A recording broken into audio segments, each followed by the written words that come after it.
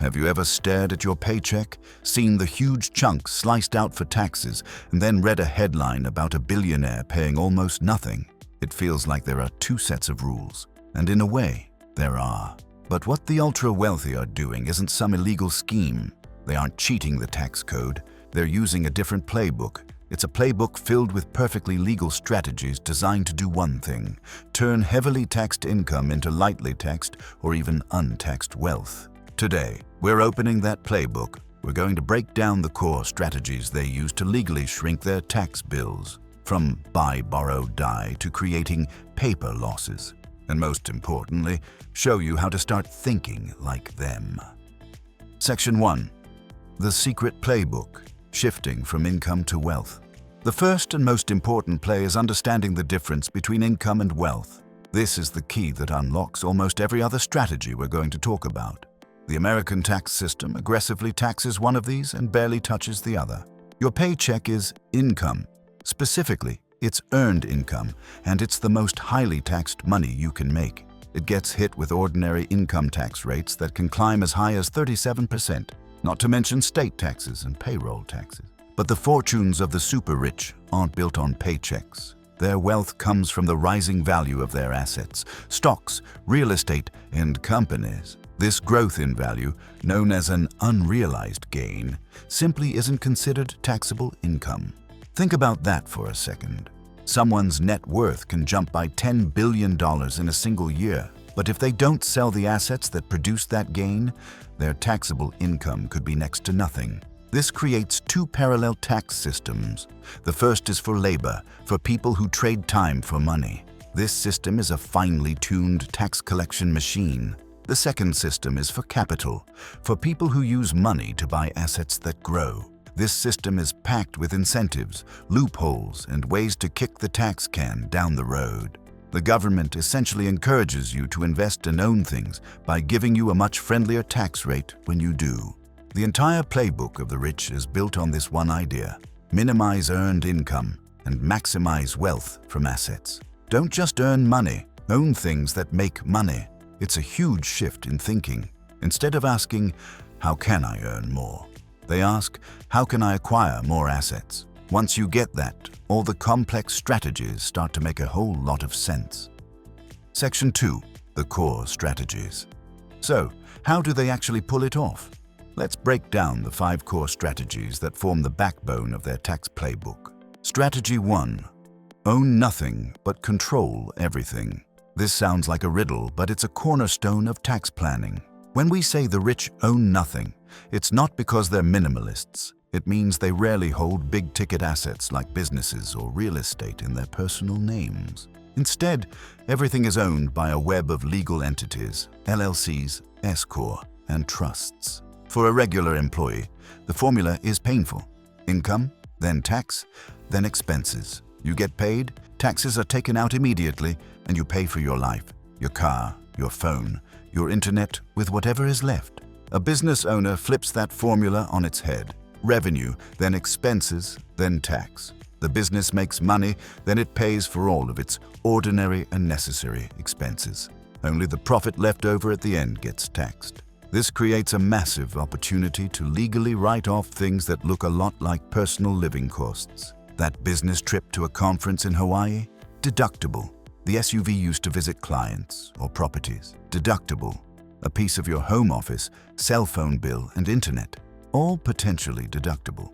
People have even structured hobbies, from horse racing to reviewing luxury hotels, as businesses to generate huge write-offs. The key is to have the business pay for as much as possible before you, the individual, ever see a dollar of taxable profit. This is how they control the cars, the jets, and the properties without technically owning them, all while lowering their tax bill.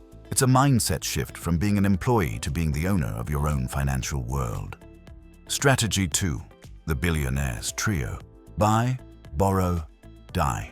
If there's one strategy that truly captures the genius of how billionaires legally sidestep taxes, it's buy, borrow, die.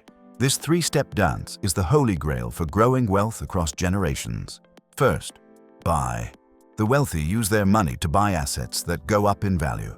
They don't let cash pile up in a bank account where it gets eaten by inflation. They buy stocks, commercial real estate, art, you name it. The crucial part here is that the growth of these assets isn't taxed each year. If a stock portfolio balloons from $1 billion to $2 billion, that $1 billion gain is unrealized and creates a tax bill of exactly zero. Their wealth compounds at an incredible rate, untouched by the IRS.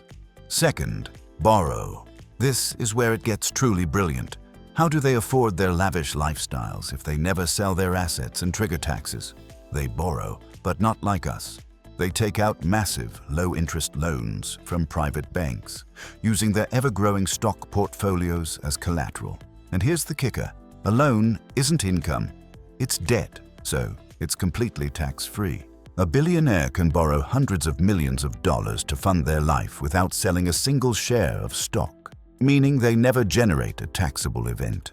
The interest on these loans is usually tiny, far lower than the rate their assets are growing, making it a financial no-brainer. Third, die.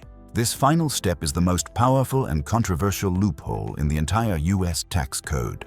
When the wealthy person passes away, their assets go to their heirs. You'd think this is where the IRS finally gets its payday for all those decades of untaxed growth. You'd be wrong. Thanks to a rule called the step-up in basis, the asset's original cost is magically stepped up to its fair market value on the date of death. Let's make that real. Say a founder buys stock in their company for $1 million. They hold it their whole life, and when they die, it's worth $1 billion. That's a $999 million gain that was never taxed. With the step-up in basis, their kids inherit that stock, and their new cost isn't the original $1 million. It's the full $1 billion.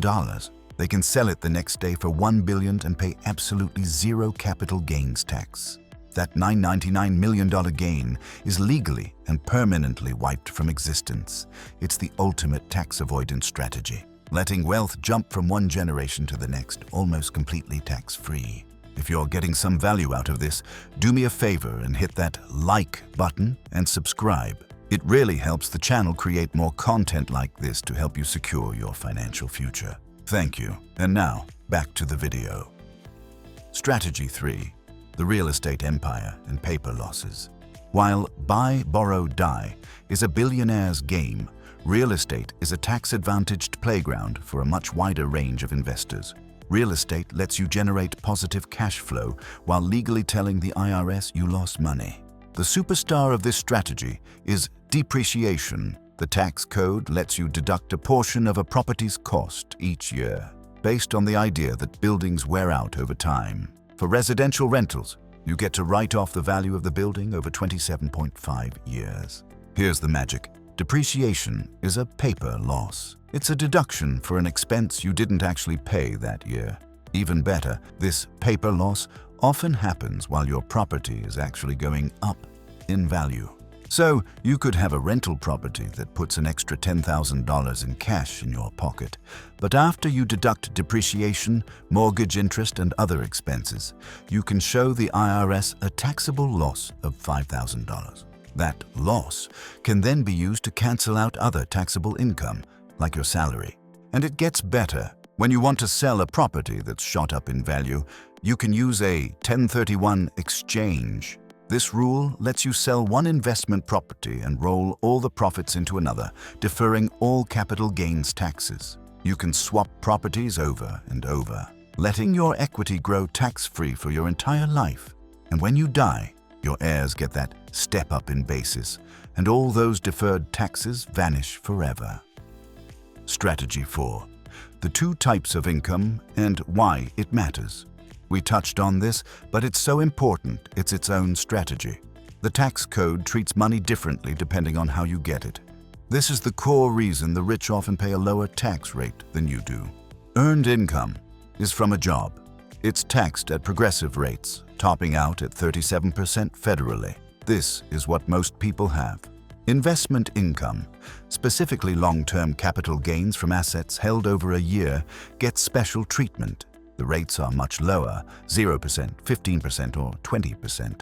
The wealthy engineer their lives to get as little earned income as possible and as much investment income as possible. A CEO might take a symbolic $1 salary. Why?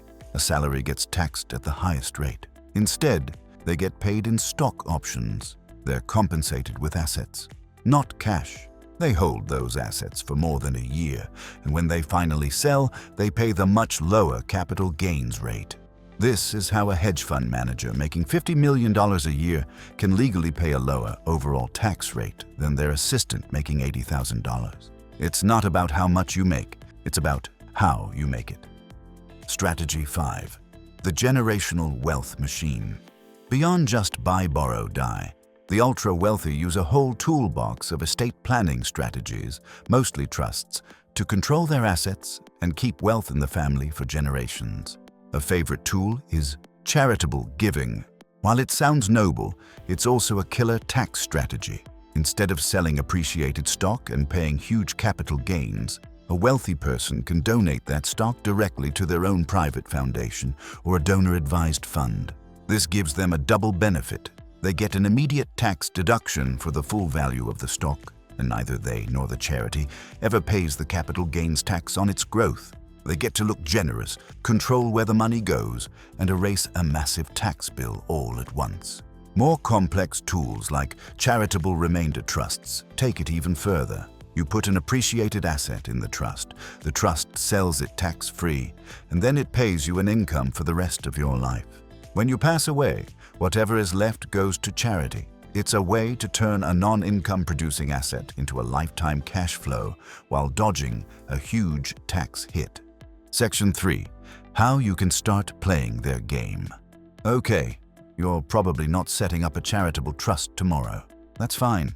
The key isn't to copy these strategies exactly, but to steal the principles behind them. You can play the same game, just on a different field. Principle 1. Create your own entity. Start a small side business. Seriously. Drive for a rideshare, do some freelance work, sell stuff online. The moment you have a business, no matter how small, you can start thinking like an owner. You can legally deduct legitimate business expenses, a portion of your internet, your phone, your computer, or even mileage. You flip the tax equation from income, tax, expenses to revenue, expenses, tax. Principle 2. Start your buy strategy. You may not be buying skyscrapers, but you can buy assets. The most important step is to invest consistently, and the easiest way is to max out your tax-advantaged retirement accounts. A 401k or a traditional IRA lets your money grow tax-deferred. Even better, a Roth IRA lets your money grow completely tax-free forever. These are the government's gifts to the small investor. Use them. Principle 3. Get into real estate. You don't need an empire. Start with one rental house or a duplex. This immediately unlocks the power of depreciation. You can start taking a paper loss to reduce your other income, all while your tenant pays down your mortgage and the property, hopefully, goes up in value. Principle 4. Manage your capital gains. When you invest in a regular brokerage account, be smart about selling. It's called tax loss harvesting. If you need to sell an investment that did really well, look for another one in your portfolio that's down. You can sell the loser to create a loss, which can then cancel out the taxable gain from your winner.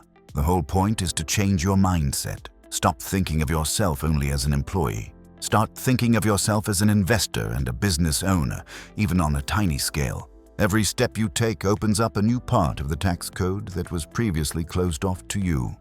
Here are some final thoughts. The U.S. tax code, along with all its associated rules and case law, is tens of thousands of pages long. It's not a simple document meant to make everyone pay a fair share. It's a complex rule book full of incentives designed to encourage certain things: starting businesses, buying assets, and investing in real estate. The wealthy haven't been given a different rule book. They've just invested the time and money to master the one we all have. They understand that the system doesn't really tax wealth. It taxes income. They know that debt can be a tax-free weapon and that the code rewards owners and investors far more than it rewards workers. This knowledge shouldn't just make you angry. It should empower you. The path to paying less in taxes is through financial education. It's about learning the rules of the game you're already playing. By understanding these core principles, the power of business entities, the importance of buying assets, the magic of depreciation, You can begin to make the tax code work for you instead of just against you. If this opened your eyes and you want to keep learning how to build wealth and legally lower your taxes, make sure you subscribe and hit that notification bell. You won't want to miss what's next, and I want to hear from you. Drop a comment below. Which of these strategies surprised you the most? Thanks for watching.